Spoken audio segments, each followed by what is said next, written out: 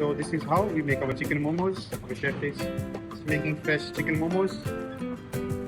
This is our inside filling masala ready for chicken momos. He dips our skin in a water, then dry them like this with a tea towel. Then he pulls them.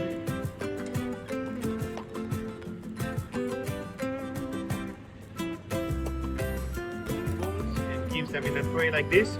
And this is what we made today. 1, 2, 3, 4, 5 chicken momo trays. Just making our chef make such a nice momos.